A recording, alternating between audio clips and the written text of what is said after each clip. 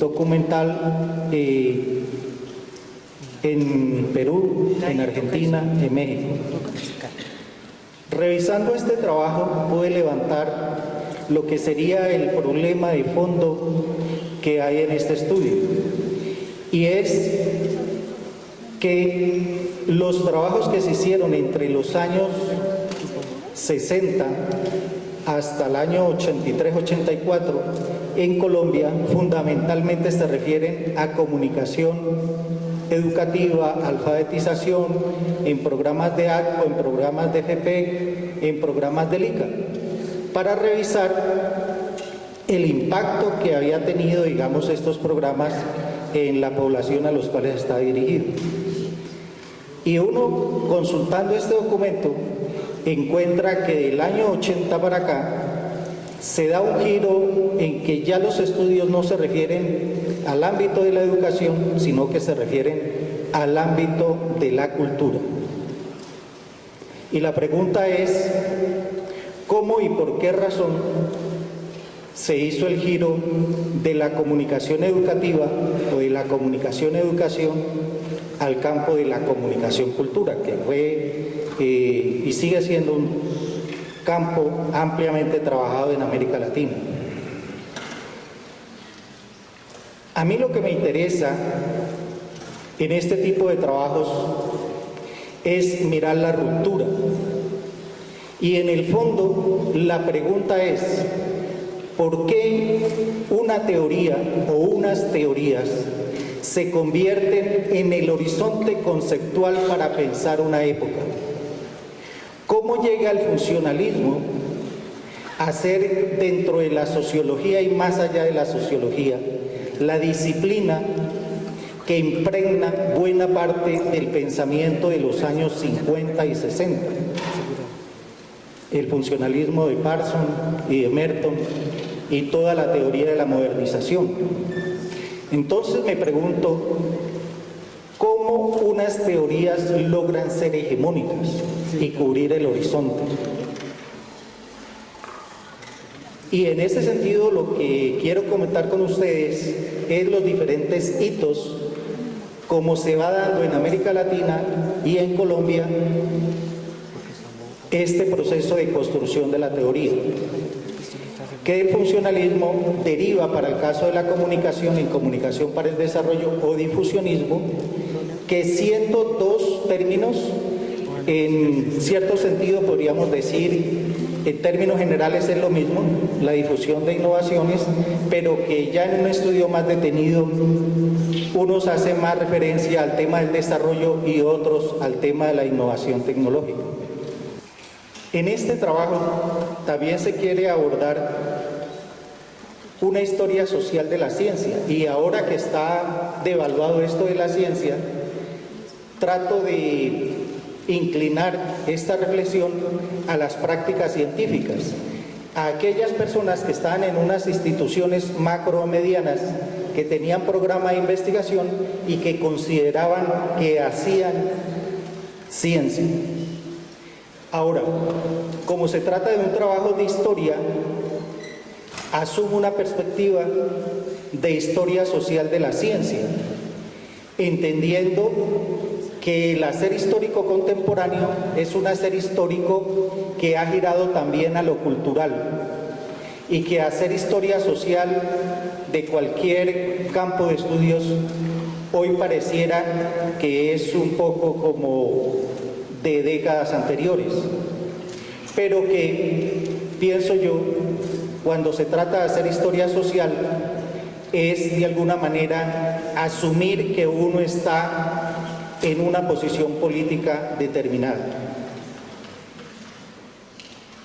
De esa manera, estas rupturas, que ha sido ya un trabajo posterior, pero que tienen que ver es con esto: cómo se transitó del positivismo al funcionalismo, a las teorías de la modernización, pero al mismo tiempo cómo nosotros,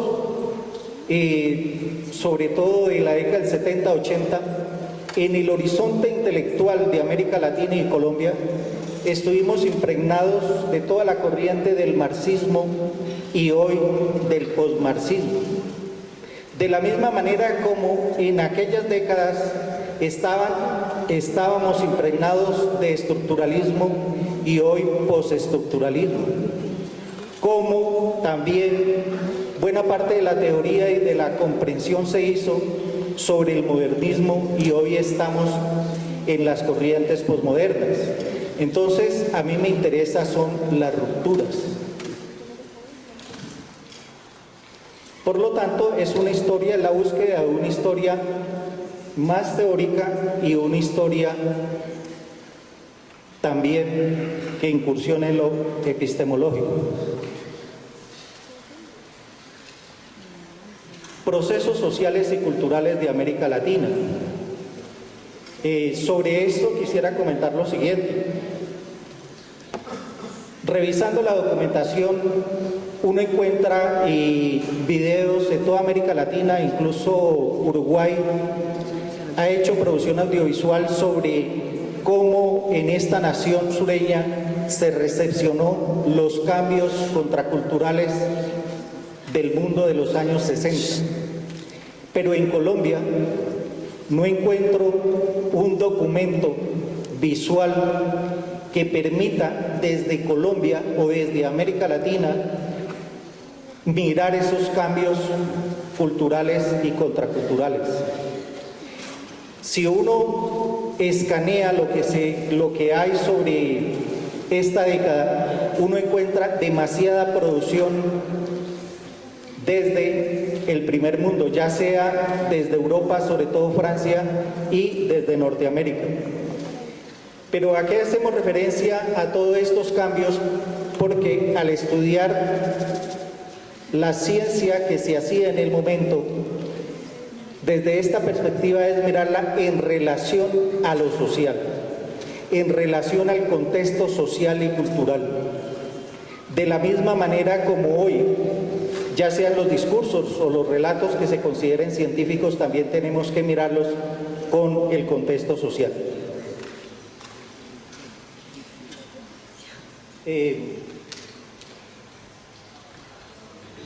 Álvaro Tirado Mejía escribe este libro, Los años 60, y revisándolo justamente asume la perspectiva, como dice, una historia cultural, una revolución en la cultura, que es el modelo contemporáneo de hacer historia cultural, dejando atrás la historia social. Y me parece que en esa lógica también se dejan elementos de lo social que pueden ser problemáticos y que pueden ser polarizantes, pero que es necesario asumir. El Festival de Ancón, la estrella, lo que hoy es estrella al lado de Medellín, que se conoció como el Bustó a la colombiana en el año 69 y que le costó al alcalde de la época el cargo, dado que tuvo unas duras críticas por haber prestado y haber apoyado este festival.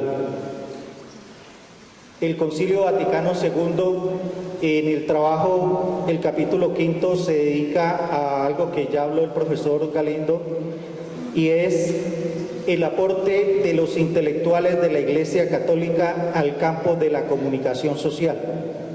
Empezando porque el concepto de comunicación social es un concepto de los intelectuales de la Iglesia Católica. En los programas de comunicación uno puede preguntar, ¿y por qué nos llamamos comunicación social? ¿Y por qué en Norteamérica es comunicación masiva? ¿Y por qué en Europa son ciencias de la información? ¿De dónde deriva que nosotros nos llamamos campo de estudios de la comunicación social? Eso se lo debemos al Concilio Vaticano II y al decreto Intermerífica, que discutió por 3 días qué concepto asumir y se inclinó. Por eso, en el estudio de los estilos de conocimiento, no utilizo el concepto de comunicación social, sino de comunicación mediática, para usar un concepto, si se quiere decir laico.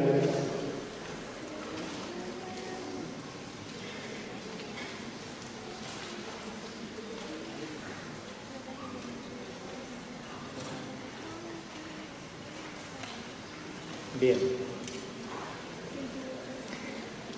La comunicación para el desarrollo o difusión de innovaciones. En este tema hay 4 hitos. El primero es el de Falborda y Paul Deutschmann, quien van a hacer un trabajo para una oficina que tenía un programa interamericano de formación popular en Costa Rica, financiado por la Fundación Rockefeller. Este trabajo, la comunicación y la adopción de patrones en una aldea de los Andes, en Saucillo, Boyacá.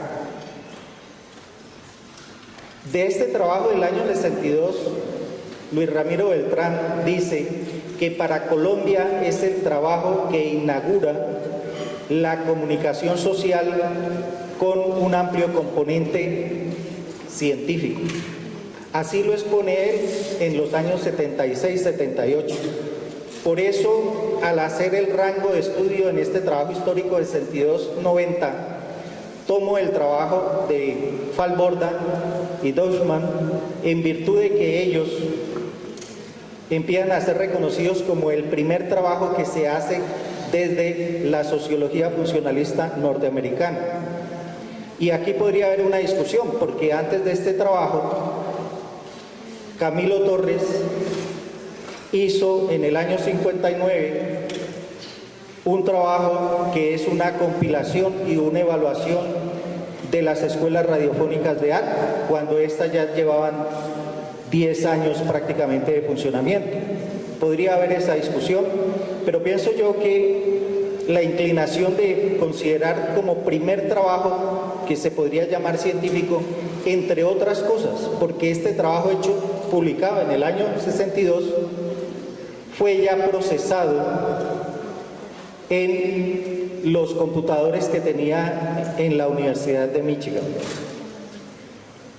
Este trabajo básicamente lo que pretende es replicar estudios que se han hecho en Norteamérica, en esta población de Boyacá, para mirar cómo los campesinos habían innovado, ya sea al incorporar, por ejemplo, la fumigadora, al incorporar abonos, la producción, al incorporar vacunas o semillas.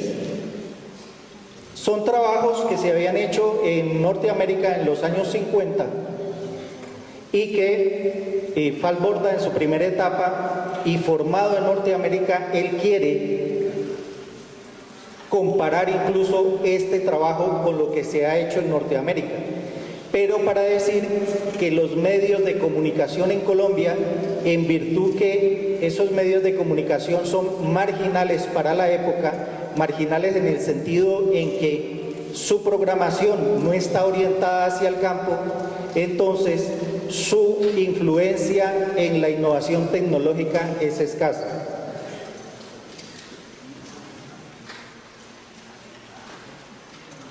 Este trabajo completo, la versión en inglés de 130 páginas, únicamente está en Colombia, en la biblioteca del Centro Internacional de Agricultura Tropical en la ciudad de Palmira. Y hay una versión estilo ponencia que hizo Falborda para un congreso en Norteamérica.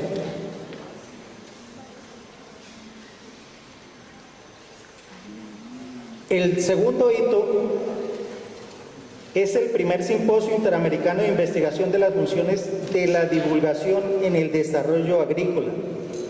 Un trabajo de más de 300 páginas o una compilación de las ponencias de este simposio que se hizo en México, del cual asistió por Colombia Armando Samper, que luego fuera ministro, y Susana Amaya Puerto, quien trabajó en el ICA por muchos años y posteriormente trabajó en el CIAT, donde prácticamente se pensionó, y que en cierta medida fue coequipera con Luis Ramiro Beltrán cuando él estuvo radicado aquí en Colombia.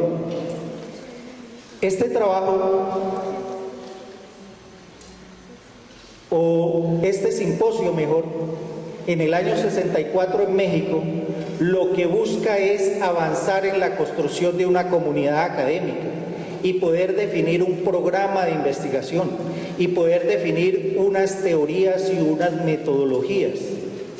En términos de la teoría, es la acogida a todo el funcionalismo norteamericano. En términos de teoría, es recoger los aportes en ese momento de la economía de Rostov. Desde la psicología, recoger, apropiar elementos de la teoría de las motivaciones, y en el campo de la comunicación todo lo que había hecho ver los Lázaro, etcétera, etcétera. Pero este trabajo se pregunta, y precisamente va en la línea de construcción de comunidad, en virtud que aspira a pensar por qué los investigadores de América Latina no publican sus trabajos, sino que más de la mitad quedan en las instituciones o quedan archivados en las bibliotecas. Y es un intento muy fuerte por construir comunidad, y sale la recomendación: en los años que siguen, las investigaciones que se hagan desde las universidades norteamericanas estarán acompañadas por investigadores locales, y esa es una política para toda América Latina. En 1968, esta es la inauguración del simposio en México, que buena parte se hizo en la Universidad Agraria de Chapingo. Este es el auditorio de la universidad, al fondo los murales de Rivera. Bien.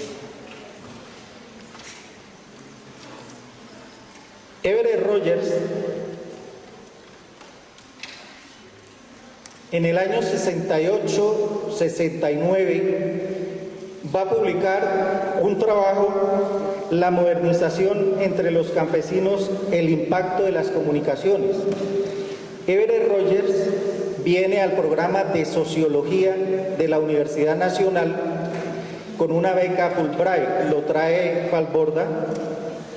Él es el mentor y en buena parte quien orienta a varios sociólogos de América Latina y de Colombia, dentro de ellos Elsie Bonilla de Ramos, Eduardo Ramos, que hacen el programa de sociología, pero posteriormente en Norteamérica van a estudiar maestría y posteriormente doctorado,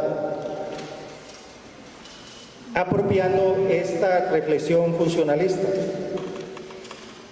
Este trabajo de Rogers se hace en 5 poblaciones de Colombia, 3 en Cundinamarca, 2 en Nariño, básicamente en Fusagasugá, en las veredas de Pueblo Viejo, Tres Esquinas, San Rafael, y en Nariño, La Cañada, en San Pablo y en Cumbal. Este es uno de los trabajos de Rogers. Esta es la tesis doctoral con la cual orientó esta investigación. Este es el municipio de Cumbal, que nos trae una imagen de una, pues es contemporánea, ¿cierto? Pero nos remite de alguna manera a aquellas zonas rurales pastoriles, bucólicas, donde todo transcurre dentro de la normalidad, y justamente con este programa lo que se buscaba es mirar, sí, con la introducción de medios de comunicación masivos o intergrupales, habían incidido y se podía incidir en la modernización del campo en todos sus componentes y en la mentalidad del campesino. Estas encuestas se tabularon y ofrecieron unos resultados, pero Rogers nos plantea lo siguiente: mi interés por hacer esta investigación es que pudiera de aquí, de estos referentes empíricos, producir una teoría de término medio, es decir, no una teoría como la de Parson, ni una ciencia aplicada, sino una teoría que tenga una red conceptual potente, pero al mismo tiempo que permita la intervención social. Y a eso es lo que le llama, y tiene una propuesta particular, de la difusión de innovaciones. Este es el municipio de San Pablo Nariño. En este cañón hacia abajo está la represa sobre el río Mayo, represa que fue dirigida por personal de los cuerpos de paz. En esta parte quiero compartir lo siguiente. En todos estos postulados se trata de modernizar el campo con la tecnología, con sistemas especiales para la administración de lo producido, pero igualmente de la mentalidad del campesino.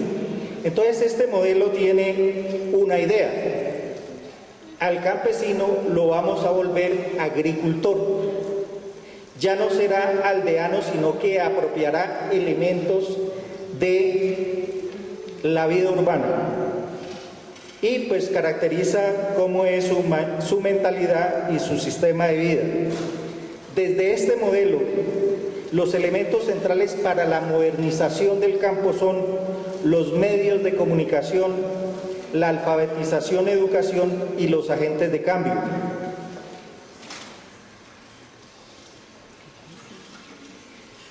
En este modelo se caracteriza al campesino con todos los elementos negativos.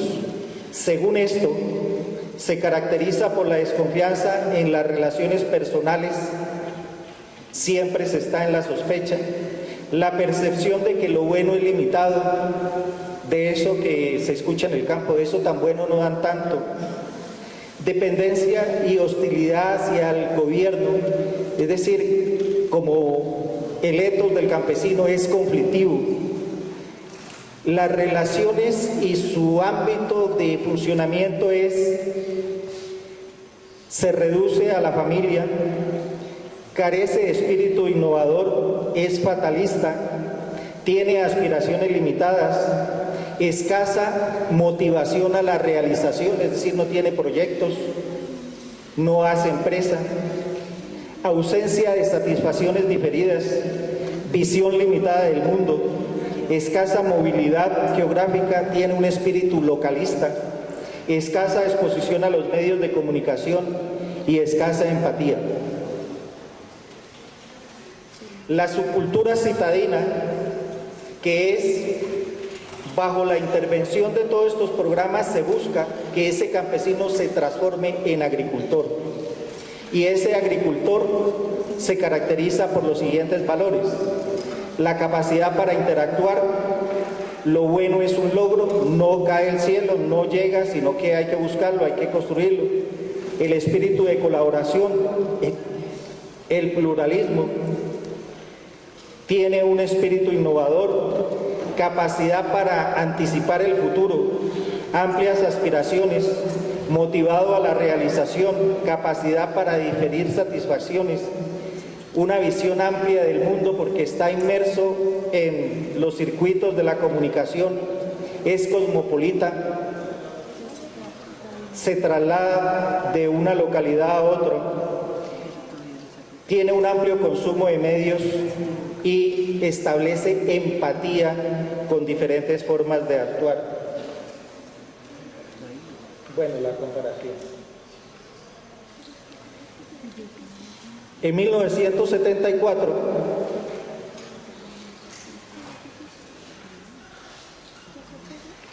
en Palmira, ya comentábamos algo,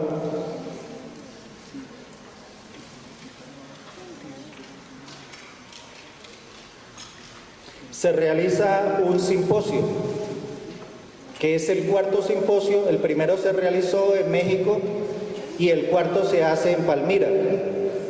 ¿Qué pasó en el segundo y tercero? Fueron simposios de estas comunidades científicas, pero orientadas a las ciencias básicas, sobre todo a la biología y lo que más adelante vamos a conocer como medio ambiente. Nuevamente, en el año 74 se vuelve al tema de la comunicación. En el simposio CIAT,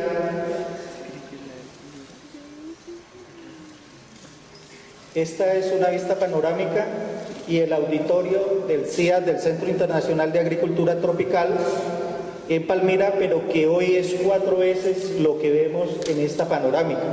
Es un proyecto mucho más amplio y que tengo que decir, como este hay más de 20 en América Latina, como el Instituto de la Papa en Perú, o el Instituto también de Ciencias Agrícolas en Turrialba, Costa Rica, que se dedican, ya que no se puede reproducir el medio ambiente y las condiciones climáticas en Norteamérica, a levantar estos proyectos en terreno y producir una tecnología que, avanzados los años, vamos a conocer como Revolución Verde. El CIA, los aportes y los desarrollos que ha hecho en el tema de la caña, en el tema de la papa, en el tema de la yuca, en el tema de los forrajes, es muy significativa. El problema es que está previsto para una agroindustria, es decir, no para beneficiar al campesino, en virtud que son empresas agrícolas que implican trabajar en un área de más de 20 hectáreas, es decir, en economía de escala, para que sea productivo. Este es el simposio, por supuesto, contó con el apoyo de las universidades norteamericanas, sobre todo la Universidad de Cornell. Crawford es profesor de la Universidad de Cornell y él va a ser el coordinador y el dinamizador de este proyecto. Los académicos de la época, Luis Ramiro Beltrán, Juan Díaz Bordenave, presentan trabajos en este simposio, lo mismo Susana Amaya. Ellos nuevamente hacen un balance, bueno, del 64 al 74, ¿qué ha pasado? Y llegan a la conclusión, o una de las tantas, que los países del primer mundo, los países industrializados, han invertido miles de millones de dólares en modernizar estas sociedades y reconocen que lo esperado, la transformación, el cambio no ha sido posible, que buena parte el campo sigue en las mismas condiciones de antes y que el impacto de todos estos proyectos en su conjunto y de los programas de comunicación ha sido muy limitado. Crawford, que es uno de los, digamos, conferencistas centrales y espíritu de este evento, él dice, lo que pasa es que en esta empresa de la modernización siempre se tiene en cuenta es el tema, digamos, pragmático, empírico, el tema de la salud, el tema de la vivienda, el tema de la alimentación. Y de último queda el tema de la comunicación.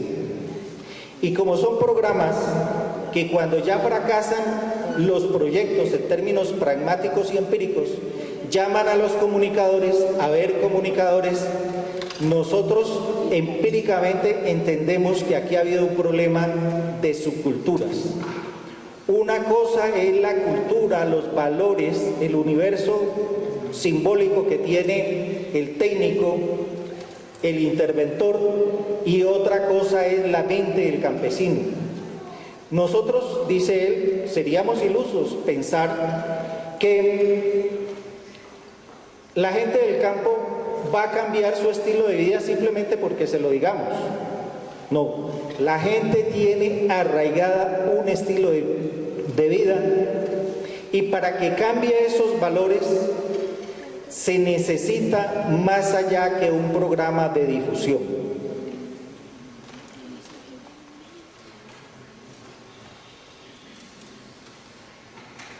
Recapitulando esto de la comunicación para el desarrollo, entonces podemos preguntarnos, ¿cuál es la propuesta de la comunicación para el desarrollo en la construcción de nación?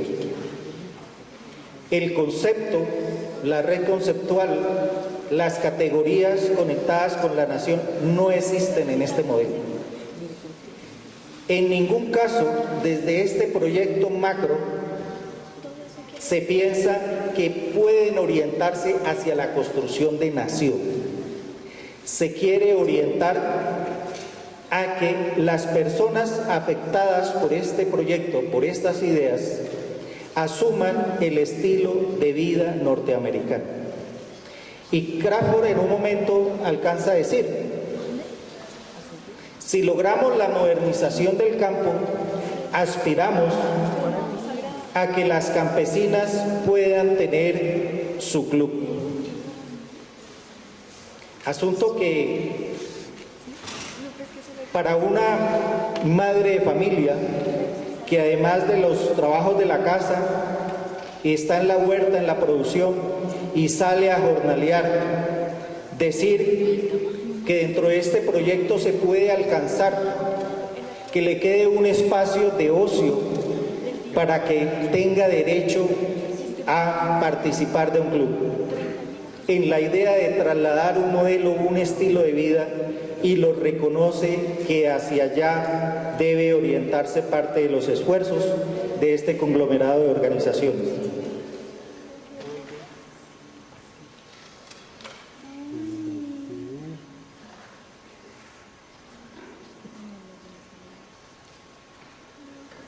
Igualmente, esta aclaración con respecto a este modelo.